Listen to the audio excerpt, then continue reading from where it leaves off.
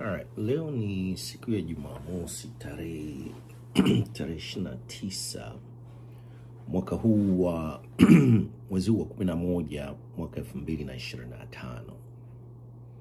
Na katika siku hii ya leo temperature hapa Columbia, South Carolina imeteremka sana, ni kama almost 30 degrees Fahrenheit.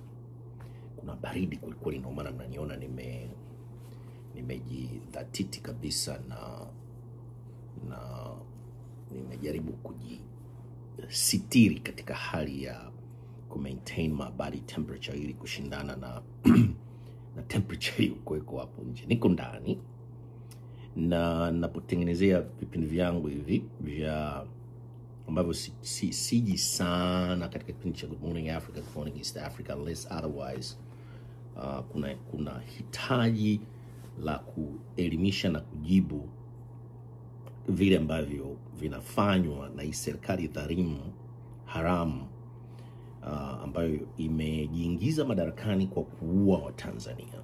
Sasa ndugu zangu wa Tanzania, kwa wale ambao labda mmesahau kidogo kuhusu yale yaliokuwa kiendelea South Africa, ilikuwa kiendelea Angola, Mozambiki, ilikuwa inaitwa Southwestern Africa ambayo sasa hivi ni Namibia, na nchi zote za kusini mwa Afrika, Zimbabwe,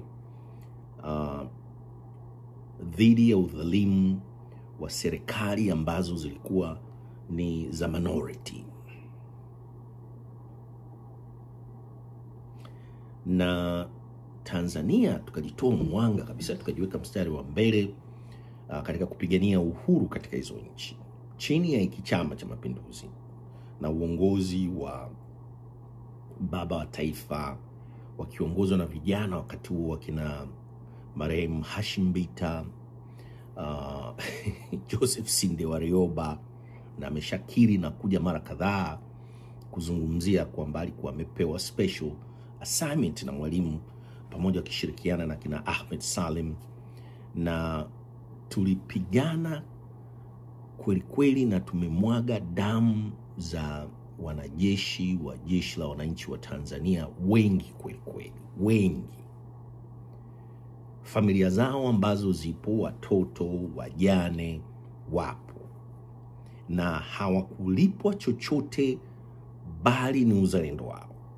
Sasa ukiangalia kinachoendelea sasa hivi katika nchi yetu ya Tanzania ni udhalimu ule uliokuwa ukifanywa na makaburu South Africa na Wareno Maputo, vile na kule Angola, vile na ukishuka huku Southwestern Namibia ambapo kulikuwa kuna mix ya Wajerumani na makaburu.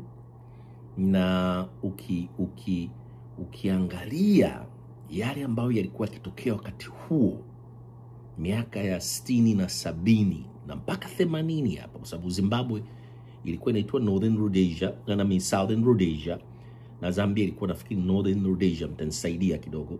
Kulikuwa kuna udhalimu ambao unafanywa na hii serikali haramu iliyojiweka madarakani katika nchi yetu ya Tanzania. Sasa wa Tanzania vijana, kuna tamko limetolewa na Mzee Butiku huyu kuitisha kwamba kongamano Dodoma, na watu watakao kuja kwenye kongamano watagharimiwa kuanzia malazi, chakula na vile kulipwa posho. Watu wajazungumzie amani na umoja wetu Tanzania kupitia foundation na Mwalimu Nyerere. Butiku huyu, Joseph Butiku huyu, wale msiomjua, ambaye amefanya kazi na wazazi wetu marehemu, si mtu mzuri kabisa, si mtu mzuri, na inabidi wa Tanzania mpuuze. Hata kama anaongoza taasisi ya Mwalimu Nyerere, mpuuze. Kwanza, pesa za kuiendesha hiyo taasisi ya Nyerere zinatoka Ikulu, almost $500,000. Butiku apuuzwe, afanye kongamano lake, asisikilizwe. Na kuanzia sasa hivi huyu Butiku huyu alituambia kwamba watu waende katika uchaguzi wakachague viongozi wao. Apuuzwe, Gen Z mpuuzeni, Watanzania wenye akili zenu timamu mpuuze huyu mzee Butiku. Amepitwa na wakati wake ushapita, na amefanya mambo mengi sana ambayo sio sahihi kwa baadhi ya viongozi wa serikali waliokuwepo katika awamu ya kwanza. Muongo, mzandiki, si mkweli.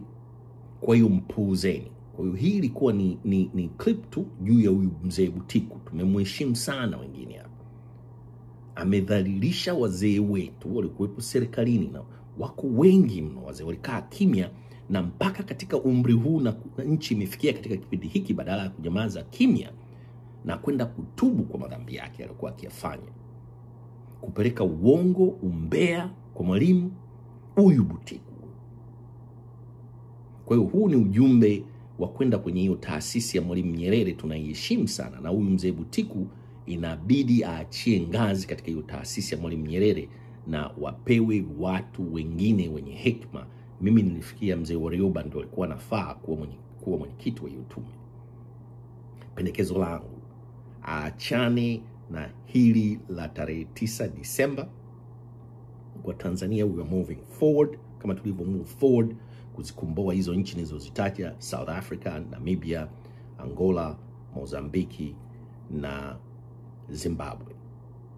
Kwa hiyo peace, samazeni hii video, msimsikilize Butiku.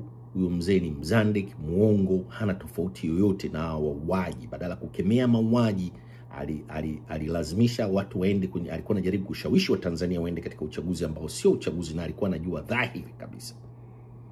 Kwa hiyo inabidi akemewe, na tutaendelea kumkemea katika social media. Asanteni sana. One love, peace.